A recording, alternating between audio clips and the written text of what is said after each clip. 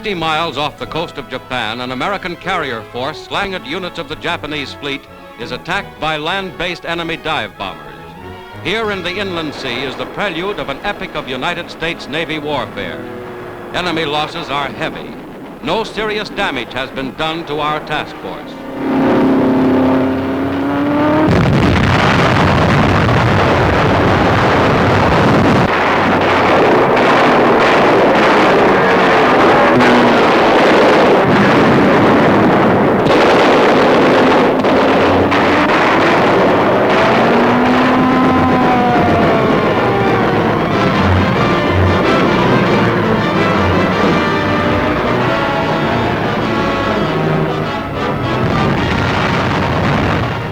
Suddenly, the carrier USS Franklin is struck square amidships by 2 bombs from a low-diving Japanese bomber.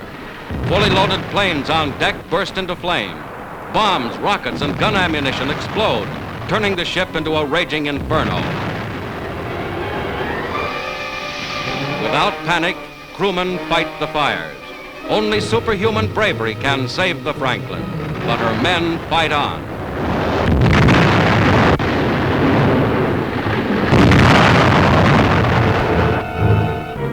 The toll of casualties grows as explosions continue. The Franklin burns through the day.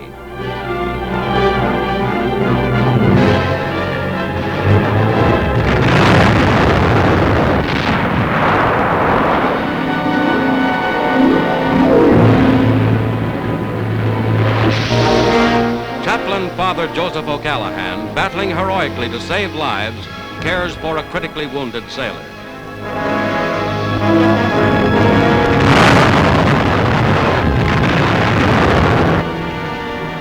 The Franklin is still afloat. No ship has ever before taken such punishment and survived. Scorched and bomb-torn, the carrier lies dead in the water, listing sharply. Rescue ships, without regard to their own danger, stand by to take off the wounded. 1,100 are casualties, more than 800 of these killed or missing. But 2,000 others of the Franklin's crew miraculously escape unhurt.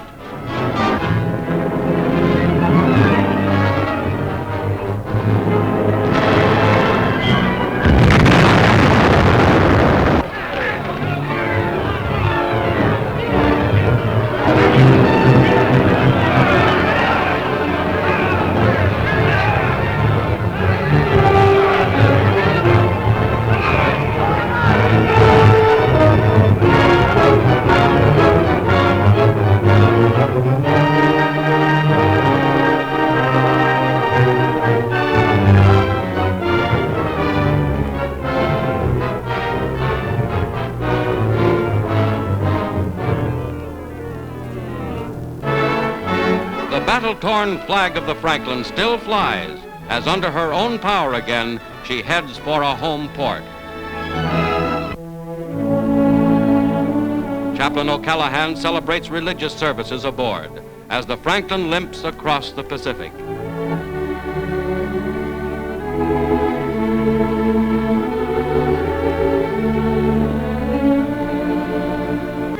Entering the Panama Canal and the final stretch of her incredible 12,000-mile voyage, the Franklin's wounded receive combat decorations.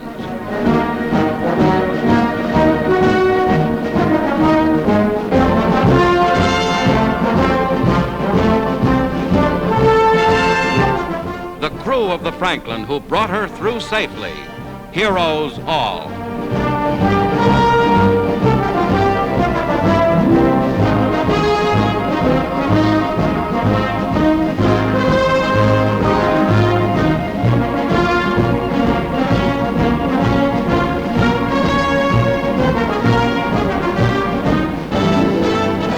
The ship that the Japanese had announced that they had sunk is now home in New York for complete repairs. The Franklin's successful battle to survive now takes its place in naval history, and she will sail forth to battle once again.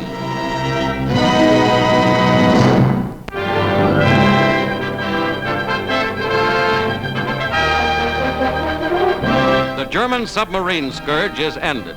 The United States Navy begins a cleanup job in American waters, where Nazi U-boats lurked until the very end of the war.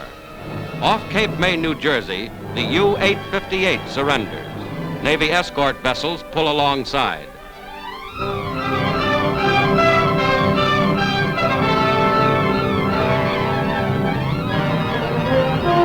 An American prize crew mans the 240-foot craft, searching for weapons.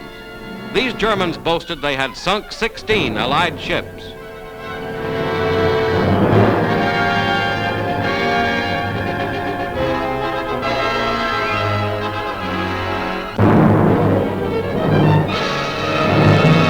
Next day, off Portsmouth, New Hampshire, a second underseas raider gives up. This U-boat was credited with a speed of 20 knots, a cruising range of 10,000 miles.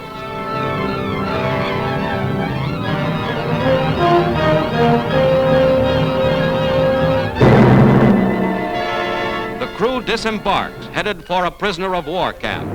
The Atlantic is cleared of the U-boat menace.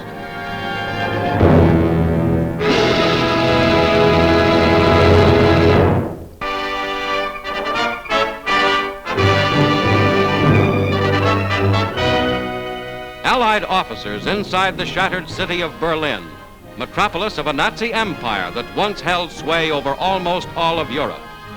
These first pictures from Berlin since the Allies entered show the crumbled ruins of the once great German citadel.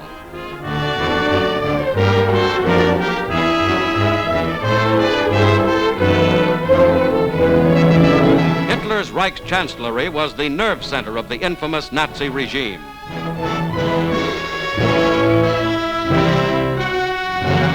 The Hotel Adlon stands empty and devastated, and that proud symbol of Berlin, the Brandenburg Gate, now rises above a city of ghosts. To Stendal Airport, Berlin, come Air Chief Marshal Tedder, Eisenhower deputy, and General Karl Spaatz, United States Air Forces commander, meeting Soviet Russia's delegation for ratification of the unconditional surrender of Germany.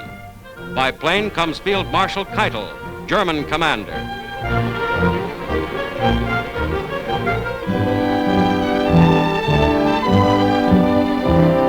A German army school building is the scene of the formal ratification, confirming the previous unconditional surrender at Reims, France.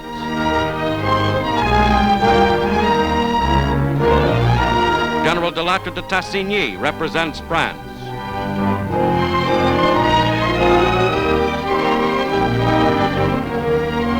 Marshal Ivan Zhukov, conqueror of Berlin, second in command to Marshal Stalin, leads the Allied delegates to their places beneath the flags of the Allies.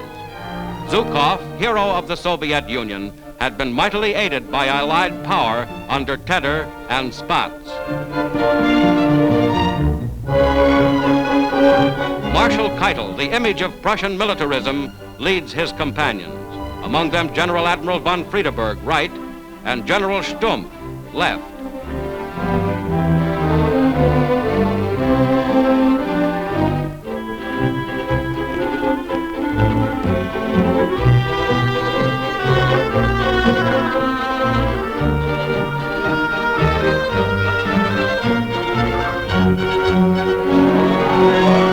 Keitel signs. The unconditional defeat of Germany is complete.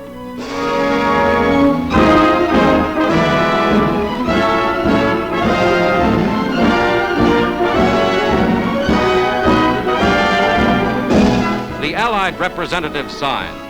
A war that was fought in unity among the Allied powers ends as well in unity. To each nation that helped smash Germany, a full share of honor in the glorious victory.